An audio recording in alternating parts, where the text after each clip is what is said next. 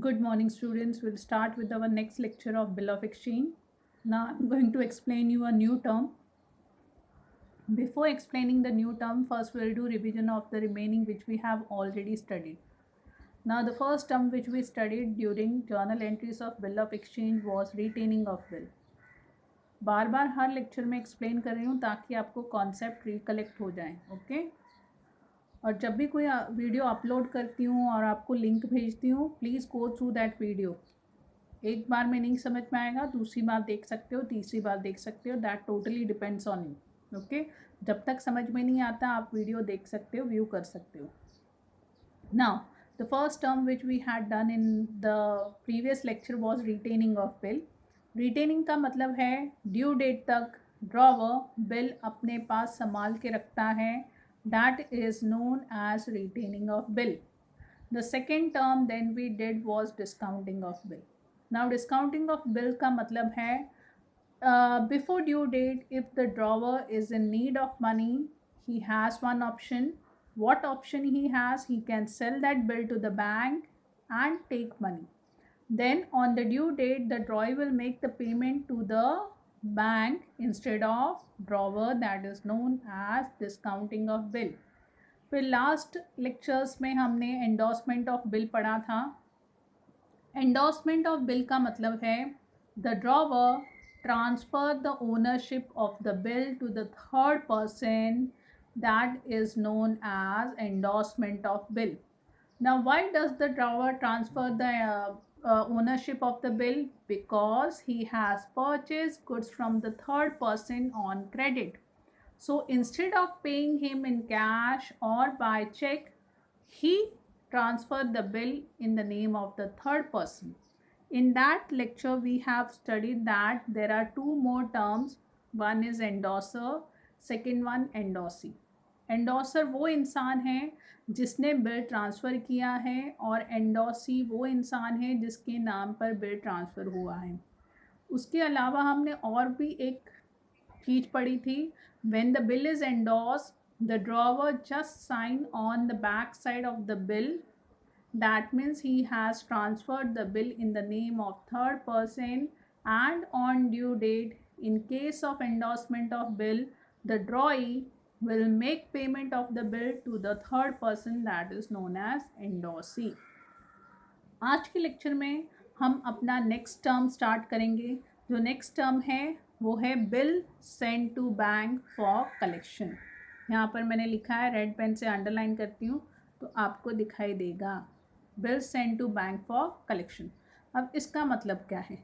Bill send to bank for collection का मतलब है कि ड्यू डेट से पहले, कुछ दिन पहले या बहुत दिन पहले, what the drawer does, the drawer send the bill to the bank for collection. यहाँ पर ड्रॉवर बिल बैंक के पास बेच नहीं रहा है, वो सिर्फ कलेक्शन के लिए भेज रहा है। उसका मतलब है जहाँ पर भी ड्रॉवर का अकाउंट है जिस बैंक में, वो बिल उस बैंक में सबमिट करेगा और बैंक को बोलेगा आप मेरी बिहाफ पर ड्रॉई से पैसा इकट्ठा करो ड्यू डेट पर। That is known as bill send to bank for collection. अब बैंक ये सर्विस फ्री में तो प्रोवाइड नहीं करेगा, the bank charges some charges for this service, this is known as bank charges, okay. अब यहाँ पर मैंने लिखा है holder of the bill can send the bill to bank for collection, यानी कि होल्डर कौन है? Drawer. The drawer has the right to send the bill to the bank, यानी कि सेंड का मतलब है भेजना बिल बैंक के पास, किसके लिए? कलेक्शन के लिए।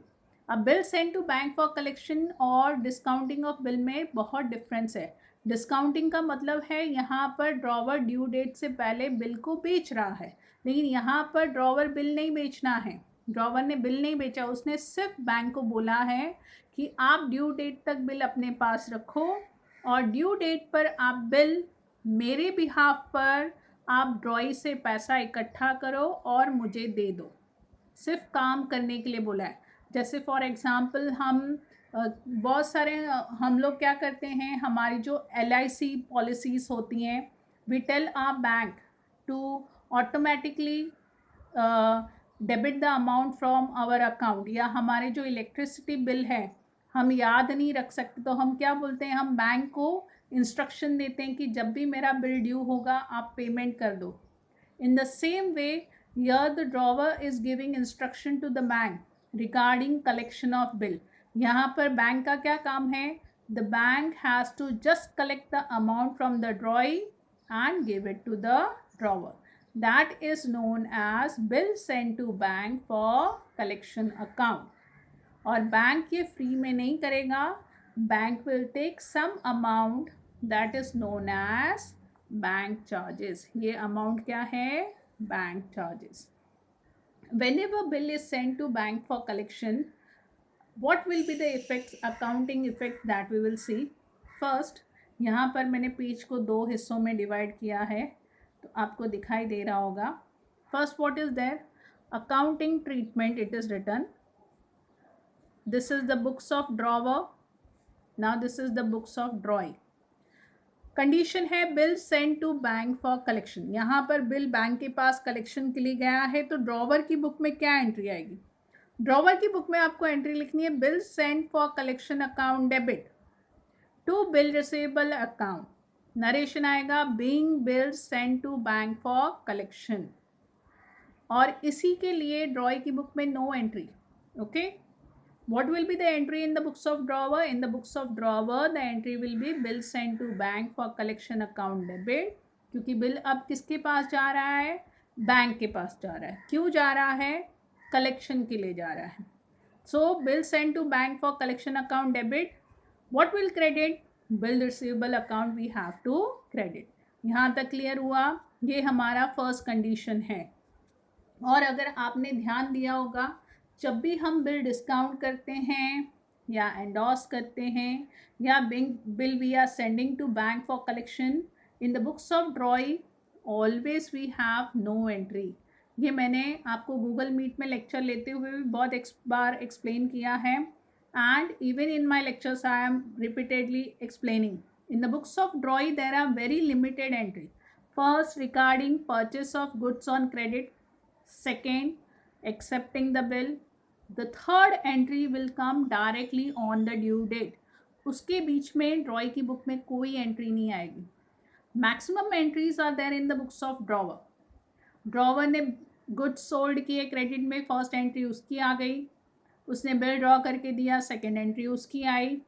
उसके बीच में अगर वो डिस्काउंट करता है तो भी इफेक्ट उसी की बुक में आएगा, ड्रॉवर की बुक में. उसने बिल एंडोर्स किया तो भी इफेक्ट आएगा ड्रॉवर की बुक में. Drawee's book no entry, directly entry on due date. उसी तरीके से ये कंडीशन जो हम आज पढ़ रहे हैं, bill send to bank for collection account, यहाँ पर भी सिर्फ ड्रॉवर की बुक में एंट्री करनी है. In the books of drawee it will be no entry. And what will be the entry in the books of drawer? Bill send to bank for collection account debit to bill receivable account. This will be the entry. और ये हमारा condition है कि अब bill कहाँ जा रहा है? बैंक के पास जा रहा है. तो हमारी जर्नल एंट्री कैसे लिखनी है हमको? Bill send to bank for collection account debit to bill receivable account. This will be the first entry in the books of drawer regarding bill send to bank for collection. इतना clear हुआ? Second condition की तरफ चलते हैं. What is the second condition? Second condition is given bill send to bank for collection honoured on due date, bank charges debited by bank. हमने bill bank के पास collection के लिए भेजा और वो क्या हुआ? ऑनर हुआ. और बैंक चार्जेस भी डेबिट हुए. नेचुरली बैंक को आप कैश में तो पेमेंट नहीं करोगे तो कहाँ से पैसा कटेगा? आपकी बैंक अकाउंट से. ओके. अब first will see the entry in the books of drawer. In the books of drawer the entry will be bank account debit. अब यहाँ पर बैंक अकाउंट क्यों डेबिट हुआ है? नेचुरली आप ड्रॉई से जो भी पैसा आएगा बैंक कहाँ कलेक्ट करके डालेगी? आपके बैंक अकाउंट में. तो जब बैंक अकाउंट में अमाउंट क्रेडिट होगा, यहाँ पर डेबिट होगा. अब बैंक में क्रेडिट होना मतलब पैसा जमा होना. और जब आपके बैंक के अकाउंट में पैसा जमा होगा, will write the journal entry bank account debit. इतना क्लियर हुआ? बैंक इज रिसीवर यर and as per personal account receiver has to be debited. Bank charges account debit. Now why bank charges we have debited? Because bank charges are nominal account. तो nominal account के rules क्या है? Debit all expenses and losses, credit all income and gains, and bank charges is an expenses for the drawer, therefore it has been debited in this journal entry. What we will credit? ये जो bill send to bank for collection account हमने debit किया था, अब यहाँ पर आप उसको क्रेडिट करोगे as per are double entry system. ये भी मैंने बार बार एक्सप्लेन किया आपको. According to the double entry system, if you have debited one account somewhere, the same account has to be credited on the another place. तो यहाँ पर जब हम बिल बैंक के पास भेज रहे थे कलेक्शन के लिए, तभी हमने उसको डेबिट किया. अब ड्यू डेट पर वो बिल ऑनर हुआ तो हम उसको क्रेडिट कर रहे हैं. नरेशन क्या लिखना है? Being bill honoured. Okay. Bill send to bank for collection account, collection के लिए भेजा और वो ऑनर हुआ. ऑनर का मतलब है ड्यू डेट पर ड्रॉई ने पेमेंट किया. तो ड्रॉई की बुक में हम जर्नल एंट्री लिखेंगे bills payable account debit to cash bank account. जैसे हम हमेशा ऑनर की एंट्री लिखते हैं, उसी तरीके से ये एंट्री भी आप लिखोगे bills payable account debit to cash bank account being our acceptance honoured. यहाँ तक क्लियर हुआ? Then the third condition is there. The third condition is bill is sent to bank for collection but now it has been dishonored. और dishonor का मतलब क्या है? Dishonor का मतलब है कि ड्रॉई ने ड्यू डेट पर बिल का पेमेंट नहीं किया है. That means he has not made the payment of bill on due date, so the bill is dishonored. So what will be the entry in the books of drawer? In the books of drawer we'll write ड्रॉइज account debit. ये मैं हमेशा आपको dishonour की entry में explain करती हूँ, specially in the books of drawer. ये जो ड्रॉइज अकाउंट डेबिट है ये परमानेंट है, ये फिक्स्ड है, but the credit keeps on changing according to the condition. अगर यहाँ पर बिल रिटेन किया है तो हम लिखेंगे to bill receivable account. Discount किया है will write to bank account. Endorse किया है will write to endorsee's account. But इस सम में the bill was send to bank for collection, so we have return to bill send to bank for collection account. यानी कि आपको dishonour की entry में ध्यान रखना है कि ड्यू डेट पर जब बिल डिसऑनर हुआ तो बिल किसके पास था. अगर बिल ड्रॉवर के पास है तो आपको मैंने ये भी समझाया है, जिसकी बुक है उसमें उसका नाम नहीं लिख सकते, तो आप किसका नाम लिखोगे? बिल रिसीवेबल का. अगर वो बिल डिस्काउंट हुआ है you will write bank's name, because due date पर बिल किसके पास था? बैंक के पास था. अगर बिल एंडोर्स हुआ है you are suppose to write the endorsee's name. If the bill was send to bank for collection account, जैसे हम आज के सम में देख रहे हैं, तो यहाँ पर हम लिखेंगे drawee's account debit to bill send to bank for collection account. नीचे नरेशन लिखना है being bill send to bank for collection dishonoured. उसी तरीके से अगर आप ड्रॉई की बुक में एंट्री देखोगे तो ड्रॉई की बुक में सेम एंट्री है जैसे हम हमेशा डिसऑनर की एंट्री पास करते हैं. Bills payable account debit to drawer's account being acceptance dishonour. उसमें कुछ खास फर्क नहीं है, जैसे हमने इतने सम्स में किया है सेम टू सेम वैसे ही है. ज़्यादा फर्क कहाँ पर आएगा, किसकी बुक में आएगा? इन the books of drawer. Majority of entries are also there in the books of drawer, and especially in the case of dishonor you should be more careful. Whenever you are doing dishonor entry in the books of drawer, keep in mind drawers account is permanent, drawers account in debit is fixed, but credit keeps on changing according to the condition. If the bill is retained it will come bill receivable, if it is discounted to bank account, if it is endorsed to endorsees account, if it is sent to bank for collection you will write to bill sent to bank for collection account. Clear हुआ? अब fourth condition है. Fourth condition क्या है? Fourth condition है bill send to bank for collection dishonoured and noting charges paid. Bill bank के पास collection के लिए तो गया, साथ में डिसऑनर भी हुआ, साथ में नोटिंग चार्जेस भी हमको पे करने पड़े। तो वहाँ पर हम क्या करेंगे, वहाँ पर जर्नल एंट्री कैसे लिखेंगे? In the books of drawer will write drawee's account debit. ये तो मैंने आपको पहले ही एक्सप्लेन किया अभी कि ये तो परमानेंट है। To bill send to bank for collection account, क्योंकि इस समय बिल बैंक के पास था कलेक्शन के लिए, तो हमने वही यहाँ पर क्रेडिट में लिखा। अब टू बैंक अकाउंट क्यों लिखा है? For noting charges. जो नोटिंग चार्जेस है नेचुरली वो बैंक कहाँ से कट करेगी? डिसऑनर हुआ है तो वो ड्रॉवर के अकाउंट से ऑटोमेटिकली पैसा कट हो जाएगा, which the drawer will collect from the ड्रॉई in future. बाद में जब वो बिल के पैसे मिलेंगे, साथ में ड्रॉई नोटिंग चार्जेस के पैसे भी ड्रॉवर को देगा। नरेशन क्या लिखना है? being bill sent to bank for collection account being bill sent to bank for collection dishonored and noting charges paid। Bank word क्यों यूज किया है? क्योंकि पैसे कहाँ से कट हुए? पैसे ड्रॉवर के अकाउंट से कट हुए हैं।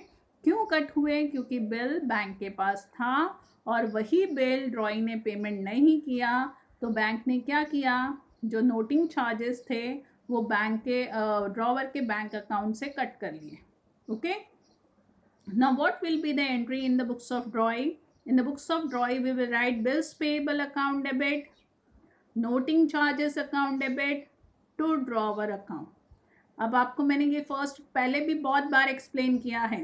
This word noting charges can be used only in the books of ड्रॉई, और किसी की बुक में हम नोटिंग चार्जेस वर्ड यूज़ कर नहीं सकते। Why we can't use this word? क्योंकि नोटिंग चार्जेस किसके वजह से लगे? नोटिंग चार्जेस क्या है?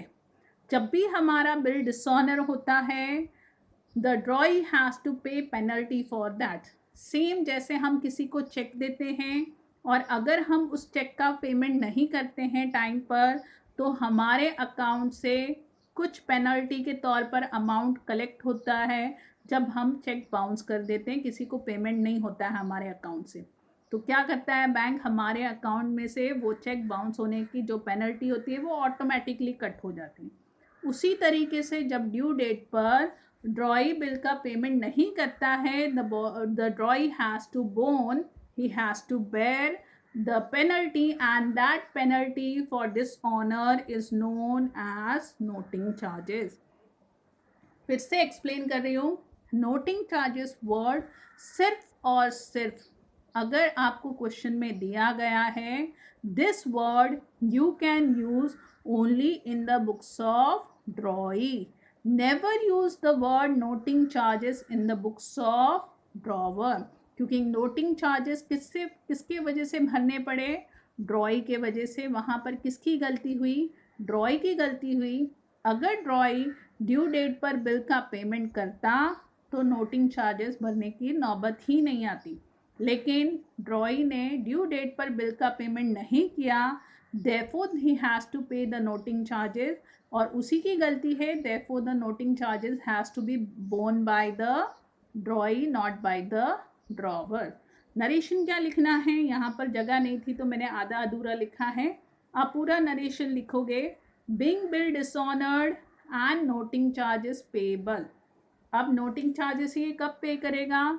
जब ड्रॉवर नया बिल ड्रॉ करके देगा, उसके साथ में इसको नोटिंग चार्जेस भी भरने पड़ेंगे, क्योंकि इसके वजह से नोटिंग चार्जेस लगे हैं। तो आज के लेक्चर में हमने क्या पढ़ा? We have studied one more term, that is bill send to bank for collection account. इसका मतलब है कि ड्रॉवर ने ड्यू डेट से पहले बिल किसके पास भेजा है? बैंक के पास भेजा है। क्यों भेजा है? For collecting the amount. यहाँ पर बैंक का काम क्या है? ड्रॉवर बिल बैंक के पास बेच नहीं रहा है, सिर्फ पैसा इकट्ठा करने के लिए। किससे इकट्ठा करना है? The bank is suppose to collect the money from the drawee and hand over it to drawer. That is known as bill send to bank for collection account. और जब भी ड्रॉवर बिल बैंक के पास collection के लिए भेजेगा, उसकी ही book में एंट्री आएगी। In the books of drawer, in the books of drawing it will come no entry, जैसे मैंने एक्सप्लेन किया था पहले। और इस काम के लिए ड्रॉवर को कुछ पैसे बैंक को देने पड़ते हैं, that are known as bank charges, that are known as bank charges. तो ध्यान से लेक्चर देखना, अच्छी तरह व्यू करना। एक बार में अगर नहीं समझ आता है, पैनिक नहीं होना है। आप लेक्चर को 2 बार देखो, 3 बार देखो, जब तक नहीं समझ में आता है आप देखो। फिर भी आपको डाउट है, you can ask me. Okay, take care, have a nice day.